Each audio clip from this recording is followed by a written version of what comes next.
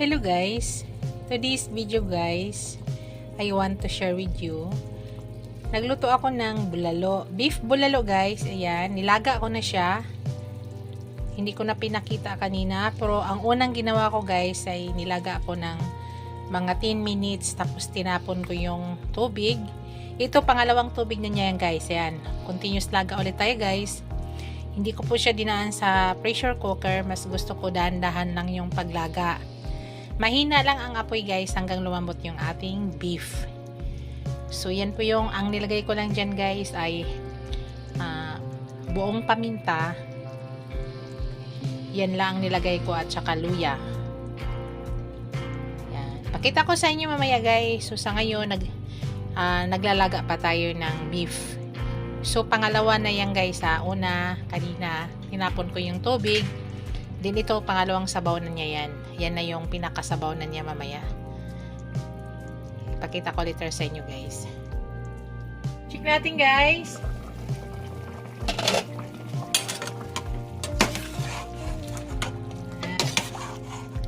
Ganun nangyari guys. Oh. Malaki masyado yan. Tatlong ano yan. Chunk lang ang pagka-slice yan. Yan guys. So hindi pa masyadong malambot guys. Palambutin pa natin yan.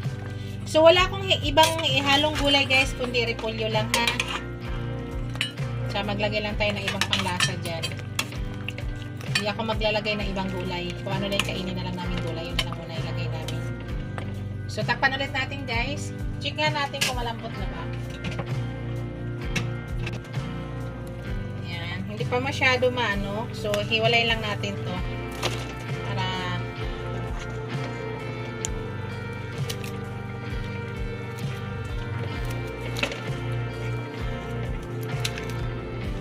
Malambot na siya, pero gusto namin guys, malambot pa talaga dito. Ayan.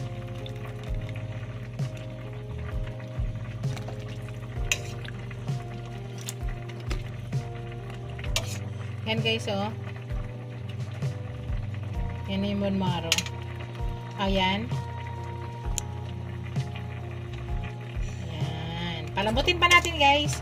Pero yung tubig yan, para sa palagay ko tama na yan. Nakita ko sa inyo mamaya kung ano pa yung ingredients na ilagay.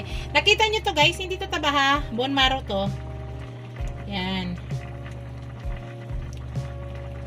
Bone marrow niya yan. Takpan natin guys. Hello guys. Yan. Tingnan natin ulit. Hello guys, lagyan natin ng beef cubes para lalong sumarap.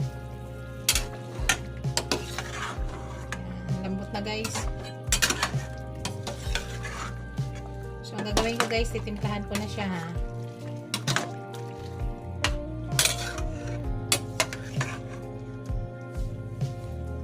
Timplahan na natin yan.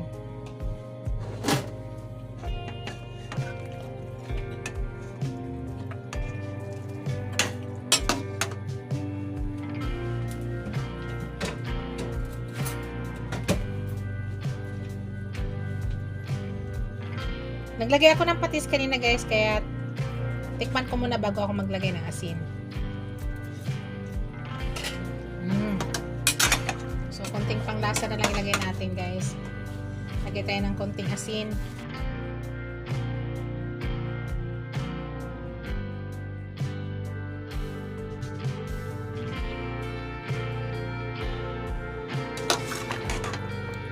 So, malambot na guys, oh. Kita nyo? Antayin na lang muna natin ulit guys. Mga siguro 5 minutes maglagay na tayo ng gulay. So ngayon, naglalagay ako ng siling haba guys. Lagay na ako ng siling haba. Tapos maglagay na ako ng sibuyas guys.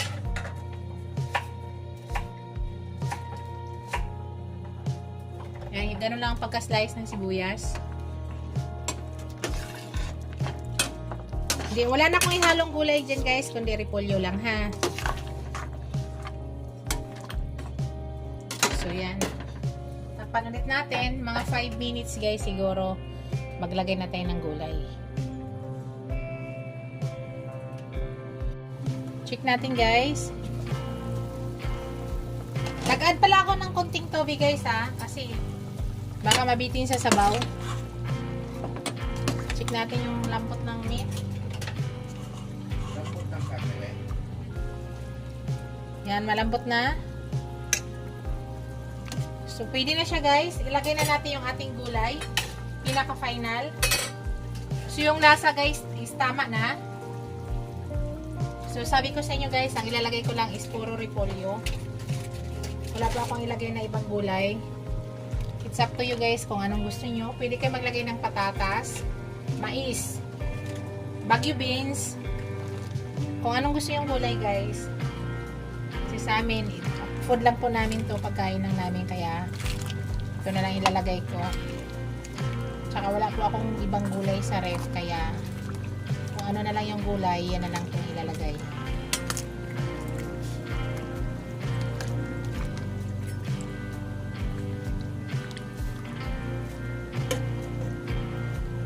So yan, nakita nyo guys, yan na.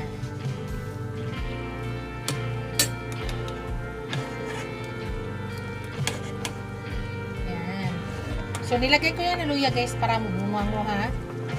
May luya yan. Para mabango. So, lagay pa natin yung iba guys.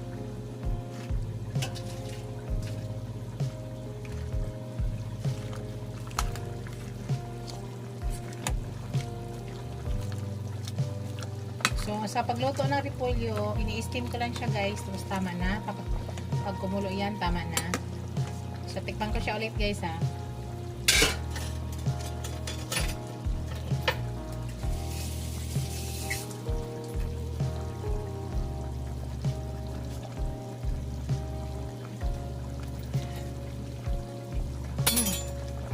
Para sa amin, tama na guys ang lasa.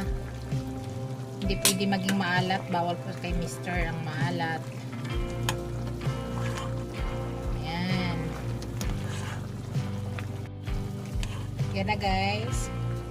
Bago pala lahat guys, i-shout ko out po ang aking mga channel members, subscribers, viewers, silent viewers, super chatters. Maraming salamat guys sa walang sawang suporta sa aking channel. Yan na yung aking nilagang bulalo. Yan. Ready to serve na guys.